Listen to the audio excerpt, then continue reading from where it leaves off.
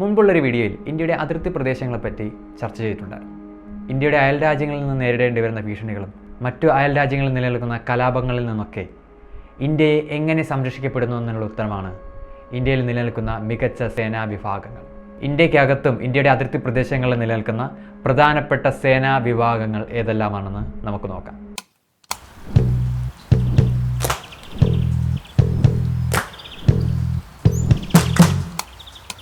ഏവർക്കും അറിയുന്നത് പോലെ മികച്ചൊരു സൈനിക സഖ്യം നിലനിൽക്കുന്ന ഒരു രാജ്യമാണ് ഇന്ത്യ എന്ന് പറയുന്നത്. ഇന്ത്യയുടെ ആർമഡ് ഫോഴ്സുകളായ Indian army, Indian navy, Indian air force എന്നീ 3 സേനകളാണ് ഇന്ത്യയുടെ പ്രധാന സേനകളായി വിലയിരുത്തുന്നത്. എന്നാൽ ഇവ 3 കൂടാതെ ഇന്ത്യയുടെ സംരക്ഷണത്തിനായി മറ്റു പല സേനാ വിഭാഗങ്ങളും ഇന്ത്യയിൽ നിലനിൽക്കുന്നു. ഇന്ത്യയുടെ അതിർത്തി സംരക്ഷണത്തിനായി നിലനിൽക്കുന്നത് ഇന്ത്യൻ പ്രതിരോധ മന്ത്രാലയത്തിൻ്റെ കീഴിൽ വരുന്ന ഇന്ത്യൻ മിലിറ്ററി അല്ല, ഇന്ത്യയുടെ ഒരു പോലീസ് സൈനിക സഖ്യമാണ് നിലനിൽക്കുന്നതെന്ന് പറഞ്ഞാലോ? അതെ, ഇന്ത്യയുടെ അതിർത്തി പ്രദേശങ്ങളിൽ ഇന്ത്യൻ ആഭ്യന്തര മന്ത്രാലയത്തിൻ്റെ കീഴിൽ വരുന്ന പോലീസ് സേനാ വിഭാഗങ്ങളാണ് പ്രധാനമായും നിയോഗിക്കപ്പെട്ടിരിക്കുന്നത്. മിലിറ്ററിയിൽ ഉൾപ്പെടുത്താത്ത പാരാമിലിറ്ററി വിഭാഗത്തിൽ ഉൾപ്പെടുന്ന അല്ലെങ്കിൽ സെൻട്രൽ ആർമഡ് പോലീസ് ഫോഴ്സുകൾ എന്ന് പറയുന്ന സേനാ വിഭാഗമാണ് ഇന്ത്യയിലെ മറ്റു പ്രധാനപ്പെട്ട സേനകൾ. ഈ സേനകൾ തന്നെയാണ് ഭൂരിപക്ഷവും ഇന്ത്യയുടെ അതിർത്തി പ്രദേശങ്ങളിൽ സംരക്ഷണത്തിനായി നിയോഗിക്കപ്പെട്ടിട്ടുള്ളത്. അവ ഏതെല്ലാമാണ് നമുക്ക് നോക്കാം. BSF border security force. ഇന്ത്യയുടെ ഏറ്റവും പ്രധാനപ്പെട്ട അതിർത്തി പ്രദേശമായ ഇന്ത്യ പാകിസ്ഥാൻ അതിർത്തി, ഇന്ത്യ ബംഗ്ലാദേശ് അതിർത്തി പ്രദേശങ്ങളിൽ സംരക്ഷണത്തിനായി നിയോഗിക്കപ്പെട്ടിരിക്കുന്ന ഒരു സേനാ വിഭാഗമാണ് BSF എന്ന് പറയുന്നത്. 1965 ഇന്ത്യ പാകിസ്ഥാൻ യുദ്ധത്തിൻ്റെ പശ്ചാത്തലത്തിൽ രൂപീകൃതമായ ഒരു സേനാ വിഭാഗമാണ് BSF എന്ന് പറയുന്നത്.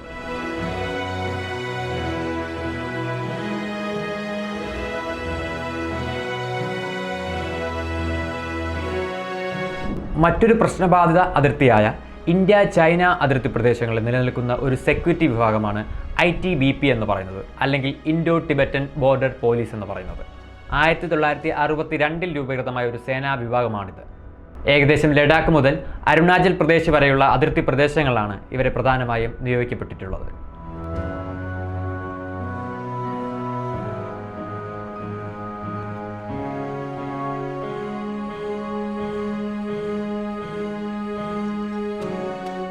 താരതമ്യേന മറ്റു പ്രശ്നങ്ങളില്ലാത്ത അതിർത്തി പ്രദേശങ്ങളാണ് ഇന്ത്യ നേപ്പാൾ അതിർത്തി, ഇന്ത്യ ഭൂട്ടാൻ അതിർത്തി എന്ന് പറയുന്നത്. ഈ അതിർത്തി പ്രദേശങ്ങളിൽ നിയോഗിക്കപ്പെട്ടിരിക്കുന്ന സേനാ വിഭാഗമാണ് SSB അല്ലെങ്കിൽ സശസ്ത്ര സീമാ ബൽ എന്നറിയപ്പെടുന്നത്.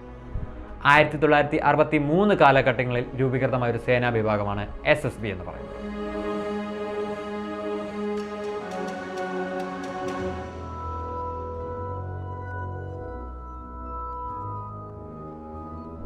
AR അല്ലെങ്കിൽ അസം റൈഫിൾസ്. ഇന്ത്യ മ്യാൻമർ അതിർത്തി പ്രദേശങ്ങളിൽ കൂടുതലായും സേവനമനുഷ്ഠിക്കപ്പെടുന്ന ഒരു സേനാ വിഭാഗമാണ് അസം റൈഫിൾസ് എന്ന് പറയുന്നത്. ഇന്ത്യയിലെ തന്നെ ഏറ്റവും പഴക്കം ചെന്ന ഒരു സേനാ വിഭാഗമാണ് അസം റൈഫിൾസ് എന്ന് പറയുന്നത്. 1835 കച്ചാർ ലെവി എന്നുള്ളൊരു പേരിൽ രൂപീകൃതമായ ഒരു സേനാ വിഭാഗമാണ് അസം റൈഫിൾസ് അല്ലെങ്കിൽ AR എന്നറിയപ്പെടുന്നത്. ഇന്ത്യ മ്യാൻമർ അതിർത്തി പ്രദേശം കൂടാതെ ഇന്ത്യയുടെ നോർത്ത് ഈസ്റ്റ് മേഖലയുടെ സംരക്ഷണം കൂടി ഏറ്റെടുത്തിരിക്കുന്നത് അസം റൈഫിൾസ് ആണ്.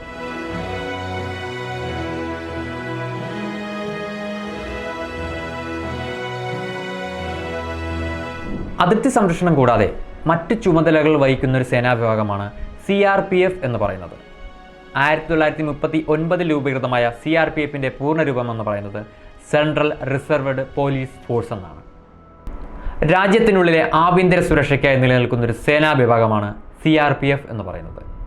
മാവോയിസ്റ്റുകൾ, വിഘടനവാദി ഗ്രൂപ്പുകൾ എന്നിവയ്ക്കെതിരെ പ്രവർത്തിക്കുന്നവരും ചില പ്രത്യേക സ്ഥലങ്ങളിലെ സുരക്ഷയ്ക്കായും നിയോഗിക്കപ്പെട്ടിട്ടുള്ള ഒരു സേനാ വിഭാഗമാണ് CRPF എന്ന് പറയുന്നത്.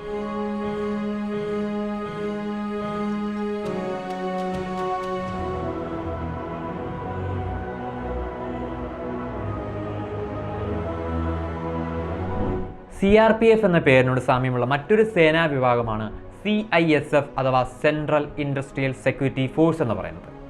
രാജ്യത്തിനകത്തെ ഗവൺമെൻറ് കീഴിലുള്ള വ്യവസായ സ്ഥാപനങ്ങൾക്കും എയർപോർട്ടുകൾക്കും തുടങ്ങിയുള്ളവയ്ക്ക് സെക്യൂരിറ്റി നൽകുന്ന ചുമതലയാണ് CISF എന്ന സെക്യൂരിറ്റി ഫോഴ്സിനുള്ളത്. 1969 രൂപീകൃതമായ സെൻട്രൽ ഇൻഡസ്ട്രിയൽ സെക്യൂരിറ്റി ഫോഴ്സ് എന്ന് പറയുന്നത് മറ്റു ചില ക്ഷേത്രങ്ങളിലും സെക്യൂരിറ്റിക്കായി വിനിയോഗിക്കപ്പെട്ടിട്ടുണ്ട്.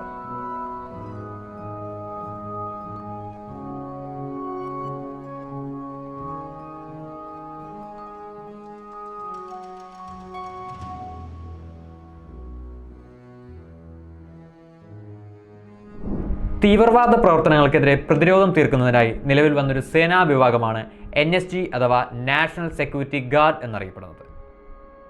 ബ്ലാക്ക് കാറ്റ്സുകൾ എന്നറിയപ്പെടുന്ന ഈ സേനാ വിഭാഗം 1984 രൂപീകൃതമായിരിക്കുന്നത്. VIP സുരക്ഷകൾ ഉൾപ്പെടെയുള്ള ചുമതലകൾ നിലനിൽക്കുന്നൊരു സേനാ വിഭാഗമാണ് NSG എന്ന് പറയുന്നത്.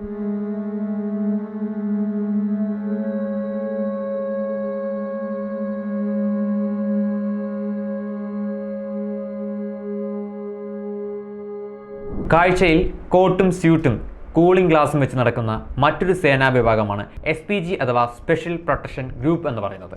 1985 രൂപീകൃതമായ ഈ സേനയുടെ പ്രധാനപ്പെട്ട ചുമതല എന്ന് പറയുന്നത് ഇന്ത്യയുടെ പ്രധാനമന്ത്രിക്ക് സുരക്ഷ നൽകുക എന്നുള്ളതാണ്.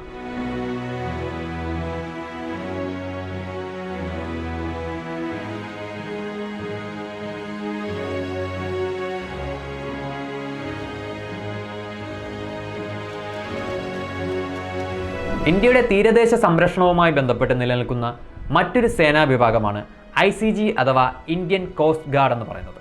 1978 രൂപീകൃതമായ ഒരു സേനാ വിഭാഗമാണ് ICG എന്ന് പറയുന്നത്. തീരദേശം വഴിയോ സമുദ്രത്തിലൂടെയുള്ള അപകടങ്ങളിൽ നിന്നും ഇന്ത്യയെ സംരക്ഷിക്കുക എന്നുള്ളതാണ് ICGയുടെ പ്രധാനപ്പെട്ട ചുമതല എന്ന് പറയുന്നത്.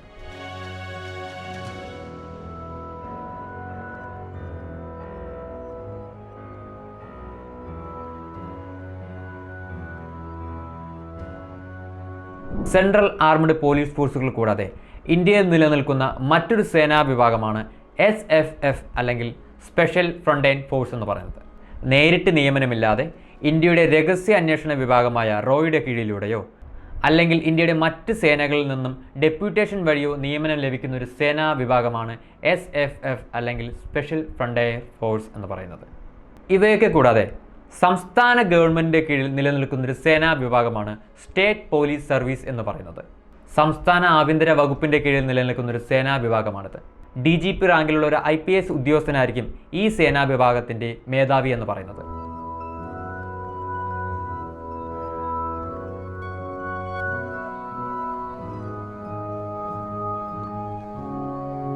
മാത്രമല്ല മുകളിൽ പറഞ്ഞിട്ടുള്ള ഒട്ടുമിക്ക സെൻട്രൽ ആർമഡ് പോലീസ് ഫോഴ്സുകളുടെയും മേധാവി എന്ന് പറയപ്പെടുന്നതും IPS റാങ്കിലുള്ളൊരു ഉദ്യോഗസ്ഥനായിരിക്കും എന്നുള്ളതാണ് യാഥാർത്ഥ്യം. രാജ്യത്തിനകത്തും രാജ്യത്തിനെതിരെയും നിലനിൽക്കുന്ന ക്രമസമാധാന പ്രശ്നങ്ങളിൽ നിയന്ത്രണം ഏർപ്പെടുത്തുന്നതിൽ ഇത്തരം സേനാ വിഭാഗങ്ങൾ വളരെയേറെ സ്വാധീനം ചെലുത്തുന്നുണ്ട്.